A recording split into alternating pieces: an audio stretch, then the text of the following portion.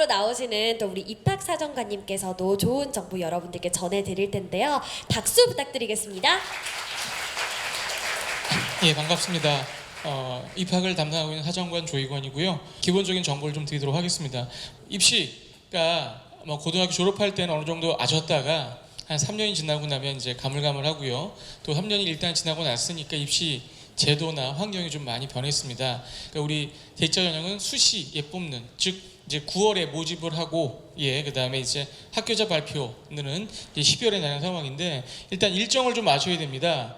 그 9월 6일 날부터 온라인 원서 접수기 때문에 여러분들이 UA 회원 가입을 하신 다음에, 그러니까 이제 온라인으로 이제 원서 접수를 하셔야 되는 상황이고요. 그 다음에 그 자기소개서를 입력을 하셔야 됩니다. 근데 그 원서 접수 기간에 일단은 몇 글자라도 입력을 하셔야 넘어갑니다.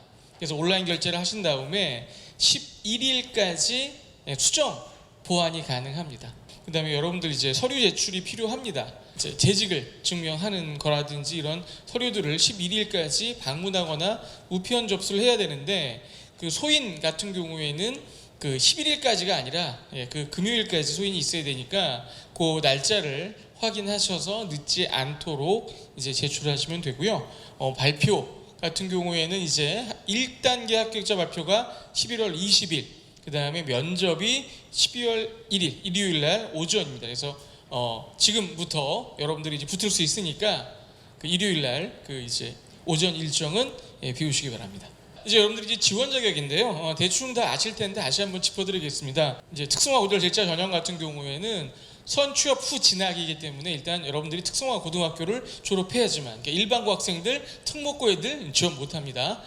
두 번째 마이스터고 가능하고요. 세 번째 내가 일반고인데 1년 이상 취업 관련 학교의 허락을 받고 취업 이제 과정을 1년 동안 했음을 입증할 수 있으면 일반고라도 지원할 수가 있습니다. 두 번째는 이제 3년 동안의 재직 기간이 필요한데, 이제 여러분들이 그 재직 기간에 대한 헛갈리는 게 있는데, 3년은 기계적으로 360 곱하기 3입니다. 1095일을 넘겨야 돼요. 기준 자체는 입학일 2020년 3월 1일 기준으로, 그러니까 하루라도 모자르면 안 돼요. 그러니까 28일도 있고 2월이 17일도 있는데 그래도 안 됩니다. 왜냐하면 2094일이 허용이 되면 2093일도 허용이 되고요. 왜 3일이 이틀은 되는데 3일은 안 돼요? 이런 거기 때문에 기계적으로 1095일이 돼야 되는 상황인데, 이제 특성화고 중에서는 내가 그 직장 경험이 2학기 때 취업한 경우도 있잖아요. 그리고 이제 그 회사를 안 다니고 다시 다니는 경우도 있지만 보통 꾹 다니는 경우도 있지 않습니까? 그러니까 본인은 그래서 내가 재직 기간이 3년이라고 생각을 하는데 아니에요. 그러니까 그 시점은 그때는 이제 고등학교 다닐 때고요. 그러니까 여러분들이 고등학교를 졸업한 이후 시점부터 산정을 합니다. 그 정확하게 3년. 이제 그거를 잘못 계산하셔서 지원을 냈는데 지원 자격이 안 되는 경우 있으니까 유념해 주시고요. 그 다음에 병역 특례 했던 산업체 근무하거나 군 복무자 같은 경우에는 재직 기간에 포함이 된다는 점. 그 다음에 산업체는 어쨌든 내가 직장을 다녔음을 입증할 수 있는, 그러니까 4대 보험이 이제 기준입니다. 그러니까 이 4대 보험은 좋은 직장을 원하는 것이 아니라 여러분들이 실제로 회사에 재직하고 있으면, 4대 보험이 안 되는 직장도 있는데 그 경우는 우리가 허용할 수 없다는 겁니다. 직장이 아니라는 게 아니라 입증이 안 되니까 여러분 다녔다는 것 염두에 두시고요.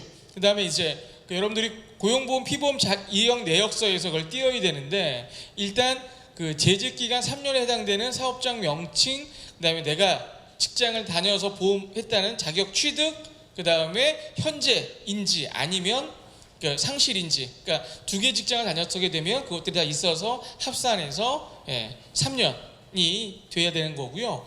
일단 모든 증명서는 8월 30일 이후에 띄워야 됩니다. 미리 띄게 되면 다시 띄워야 되는 상황인 거고요.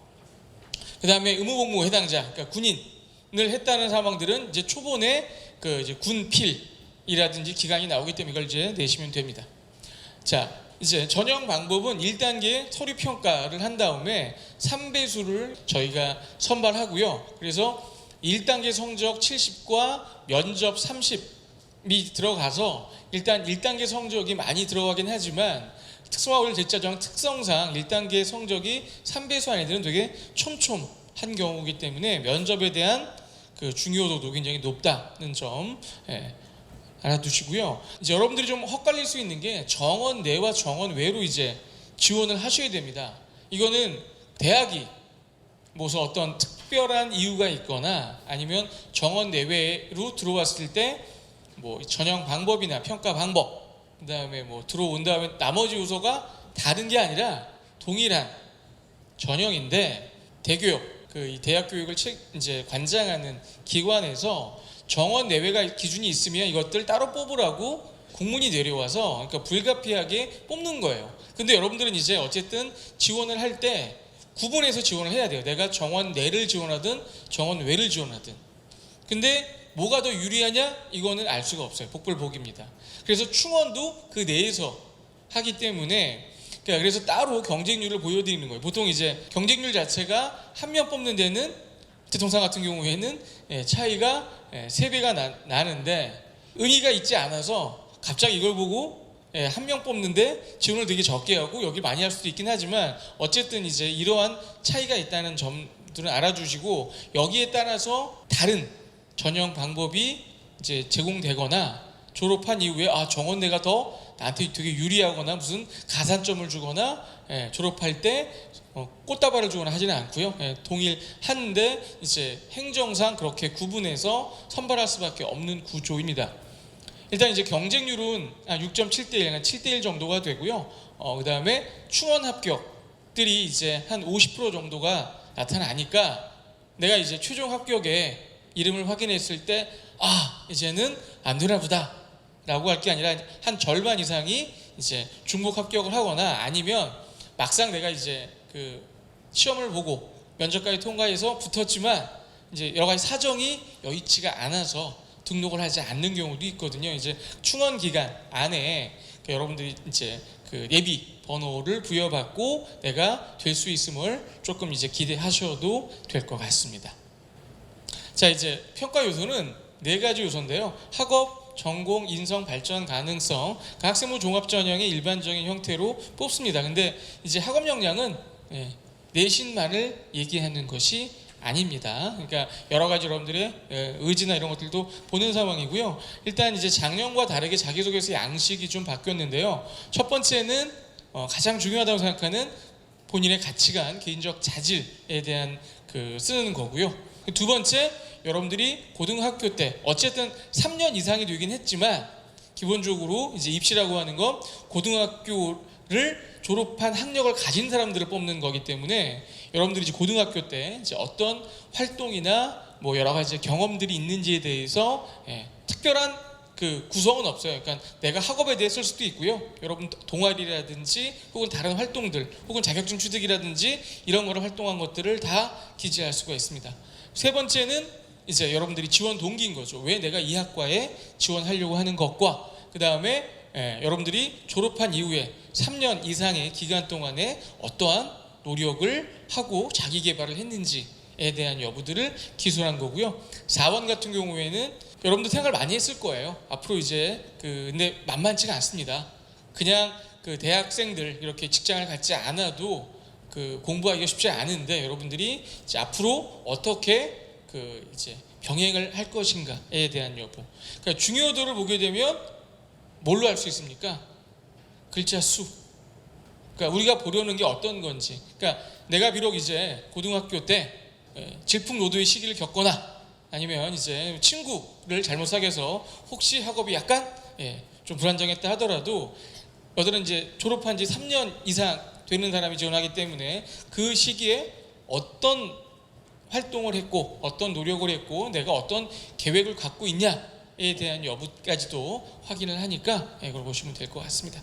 그 다음에 조금 해당되지는 않지만, 아까 말씀드린 대로 특성화 고졸 제자 전형은 학생부 종합 전형 안에 포함되기 때문에 이제 이러한 규제를 받습니다. 자기소개서 안에 여러분들 공인학 성적 쓰면 0점 받습니다. 그 다음에 수학 올림피아드 얘기 써도 안 되고요. 그 다음에 과학과 외국어 관련, 교과 관련 교회 수상 실적, 학생부에 없는 내용을 쓰면 0점을 받고, 자기소개 쓰면 안 되는 내용들을 보게 되면 논문, 학회진 논문 실은 거 쓰면 안 됩니다. 그 다음에 책 낸 거, 발명 특허, 해외 활동, 이런 것도 안 되고요. 이제 그 작년부터 한 건데요. 블라인드 면접이 시행되기 때문에 여러분들이 개인 신분을 나타내는 것들을 쓰면 안 됩니다. 여러분 이름 써도 안 되고요. 고등학교명, 학생부는 받아서 보긴 하는데 이 자기소개서는 나중에 면접 자료로 쓰이기 때문에 이제 이런 걸 하시면 안 되고, 부모 친인척의 직업 이런 거를 쓰면 안 됩니다. 아버지가 한의사인데 이것도 안 되고요. 부모님이 슈퍼를 하셔서 나는 물류에 대해서 관심을 가졌다, 이것도 안 됩니다. 그렇지만 이제 많이 헷갈려 하는데 본인들의 직장, 본인들의 직업은 괜찮아요. 예, 여러분들 자기개발 서야 되잖아요. 그러니까 본인들 건, 내 거니까요. 본인들의 직장이나 그 직업, 이건 관계 없습니다. 그러니까 혹시나 나의 개인적인 능력이 아니라 부모의 영향이나 다른 내가 아는 사람의 영향 때문에 그 평가에 영향을 미치면 안 된다라고 하는 취지라고 이해하시면 돼요. 그 다음에 글을 쓰기를 되게 힘들어 하잖아요. 그 다음에 자기소개서 어렵습니다. 그러니까 나에 대한 자랑을 해야 되고 뭘 이제 써야 되니까 되게 괴로운데, 그러다 보니까 그 선배들 거를 하거나 혹은 같은 제2차 전형의 내용들을 조금 요 정도는 괜찮고 이건 나도 충분히 공감하는 거야 쓰게 되면 안 됩니다. 유서도 검색을 하게 돼요. 그러니까 제2차 전형이 아니라 일반적인 모든 학생부 전형 10년 동안 유서도 검색을 해서 동일한 문구, 그러니까 5% 정도면 한 문장에 채 못 미치는 정도거든요. 그게 나오면 소명서를 써야 됩니다. 왜 같은지, 내게 아닌데. 예, 그래서 이거는 이제 문제가 돼서 감점되면 떨어질 가능성이 크거든요. 그러니까 특히 이제 남의 건 100개 오는 거는 말할 것도 없고요. 현재 그 지원하는 학생부 종합전형의 학생들, 그 다음에 과거 붙은 게 아니라 떨어질 일도 다 같이 검색을 돌리기 때문에 여러분들이 그러한 문구들을 자기소개 갖고 오는 건 굉장히 유념해야 한다는 점 말씀드립니다. 한 가지 말씀드리면, 자기소개 쓸 때 어떤 오류를 범하는 경우가 있냐면, 이제 자기가 살아온 3년 동안의 과정, 고등학교 과정을 반추해서 이제 기억하잖아요. 쓰게 될 때 뿌듯함도 있지만 굉장히 후회가 많이 밀려오는 경우가 있거든요. 근데 그 후회를 위해서 여러분들이 막 해명을 하거나 막 쓰려고 하는데, 고등학교 때 왜 공부를 하지 않았는지, 내가 왜 그때 활동을 하지 않았는지, 그런 것들은 아무리 써봐야 뭐예요? 더 분명해집니다. 얘는 고등학교 때 공부 못했구나. 그런 것들이 아니라 평가자는 여러분들의 장점을 보려고 합니다. 그러니까 마이너스 평가가 아니라 플러스 평가이기 때문에, 그러니까 단점에 대한 설명보다는 여러분들이 어떤 노력을 했고 앞으로 뭘 하겠다, 그 다음에 나는 이런 장점이 있다 위주로 약속을 작성하면 좋을 것 같고요. 우리가 누구를 선발하려고 한다면 당연히 입학한 다음에 공부를 열심히 잘한 학생, 졸업한 다음에 경희대 위상을 빛날 학생들을 선발하려고 하고, 그 학생들 같은 경우에는 고등학교 때 열심히 공부도 하고 뭐 이제 그 활동을 한 학생도 선호하고, 그래서 학생부에 나와 있는 여러 가지 내용들을 보기도 합니다. 그 다음에 이제 고등학교 이외에도 3년 동안에 졸업한 이후에 어떤 노력과 여러분 이제 개발을 했는지에 대한 여부, 그 다음에 이러한 어려운 그 과정을 선택을 해서 내가 앞으로 굉장히 열심히 일하겠다라고 하는 열정과 학업 의지를 같이 평가해서 훌륭한 학생들을 선발하고자 합니다. 면접인데요. 면접은 이제 여러분들이 1단계를 통과하게 되면 3배수 인원이 있고요. 일단 3배수 인원이 돼야지만 충원 대상자가 됩니다. 일요일날 오시게 되면 이제 30분 전에 8시 반까지 오셔서 대기하고 있다가 순번대로 가는데 랜덤으로 갑니다. 그러니까 그 수험번호대로 가는 게 아니라 랜덤으로 이제 가는 상황이고요. 한 명씩 가서 10분 이내에 면접을 하는데, 그러니까 뭐 정답이 있거나 까다로운 면접, 그러니까 1대 다입니다. 그러니까 면접관 2명이고요. 여러분 혼자 들어갑니다. 그러니까 중요한 거는 쫄지 않으면 됩니다. 그러니까 아마도 입사할 때 이제 면접을 봤는데, 그래서 긴장 안 할 것 같지만 학교는 좀 다르잖아요. 3년 지났고. 그래서 교수님들이 여러분들을 해치지 않습니다. 그러니까 여러분들이 이제 교수님이 묻는 말에 대답을 하는데, 어떤 걸 물어보냐면 일단 서류에 있는 내용들, 그러니까 학생부에 있거나 여러분들이 이제 자기소개 쓴 내용들에 대해서 확인을 하고 궁금증 물어보고요. 그 이외의 것들에 대해서도 물어볼 수 있으니까 잘 말씀하시면 됩니다. 그 이제 블라인드 면접이어서 교복 입으면 안 되고, 특정 기관을 나타낼 수 있는 이제 신분을 나타내는 복장을 입으면 안 됩니다. 그래서 뭐 이런 내용들을 여러분들이 이제 보시고, 오늘 설명 듣고 모집 요강 보시고, 그 다음에 이제 디테일한 정보가 필요하시면 입학 초에 전화로 문의하시면 될 것 같습니다. 준비 잘 하셔서 내년에 저 자리에 앉아 계시길 바라겠습니다. 감사합니다.